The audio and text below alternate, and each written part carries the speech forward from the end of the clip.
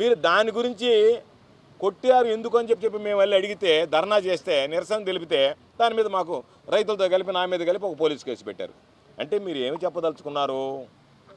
మేము ప్రభుత్వ నియమ నిబంధనల ప్రకారం ఇవ్వం, రైతు కనుక నియమ నిబంధనల ప్రకారం ఇవ్వమని కనుక మమ్మల్ని ప్రశ్నిస్తే మేము వాళ్ళని పిలిచి కొడతాం, కేసులు బనాయిస్తాం, కేసులు పెడతాం, అవసరం అనుకుంటే వాళ్ళని కొడతాం, లాకప్లో వేసి కొడతామని చెప్పి ఈరోజు ఈ ప్రభుత్వం చెప్పేటువంటి పరిస్థితి. అంటే రైతుల పరిస్థితి ఎంత దయనీయంగా తయారైంది ఈ రాష్ట్రంలో అంటే, రైతులు కరెంటు కనెక్షన్ అడిగితే మీరు పోలీస్ స్టేషన్కి పిలిచి కొడతారా? రైతుని పోలీస్ స్టేషన్లో పిలిచి కొట్టారు అని చెప్పి రైతులందరూ కలిసి ధర్నా చేస్తే రైతుల మీద పోలీసు కేసులు పెడతారా? ఇంతకన్నా రైతుల పట్ల చంద్రబాబు ప్రభుత్వం ఎంత దమనకాండ జరుపుతుంది, ఎంత దౌర్జన్యం చేస్తుంది, ఎంత దయనీయంగా వ్యవహరిస్తుందని చెప్పడానికి ఇంతకన్నా పెద్ద ఉదాహరణ అవసరం లేదు.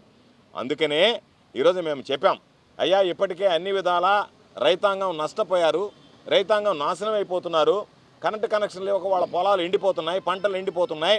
అటువంటి పరిస్థితుల్లో మీరు రాజకీయాలకు అతీతంగా, పార్టీలకు అతీతంగా ఆలోచించాల్సినటువంటిది వెళ్ళి ఈరోజు దానికి భిన్నంగా వ్యవహరిస్తున్నారు. మేము అధికారం అనుభవించాం, మేము అధికారంలో ఉన్నాం, శాసనసభ్యులుగా 10 సంవత్సరాలు ఉన్నాం, మంత్రిగా ఉన్నాం, జిల్లా పరిషత్ చైర్మన్గా ఉన్నాం. నేను ఎస్సీ గారిని అడిగా, నేను లేనప్పుడు మీ వాళ్ళని పిలిచి అడగండి, నేను కానీ మా నాయకులు కానీ ఎవరైనా సరే అయ్యా వీళ్ళకి ఇవ్వద్దు కనెక్షన్ అని ఎప్పుడన్నా చెప్పామా అని చెప్పి మీరు వాళ్ళతో రహస్యంగా విచారణ జరిపి ఒక నివేదిక తీసుకోండి, వివరాలు రాబట్టండి. కాబట్టి ఎక్కడ పడితే అక్కడ రైతుల పట్ల దయనీయంగా ఈరోజు వాళ్ళ పట్ల ఎట్లా నిర్లక్ష్యంగా ప్రవర్తిస్తుంటే, అన్యాయంగా ప్రవర్తిస్తుంటే వాళ్ళు ప్రశ్నిస్తే మీరు కేసులు పెడతా, వాళ్ళని తీసుకెళ్ళి లోపలేస్తా, వాళ్ళని కొడతా, దాని మీద అదేమంటే కేసులు బనాయించేటువంటి పరిస్థితి ఏర్పడితే ప్రశ్నించే వాళ్ళని ఇంక ఎవరితో చెప్పుకోవాలో తెలియనటువంటి పరిస్థితి.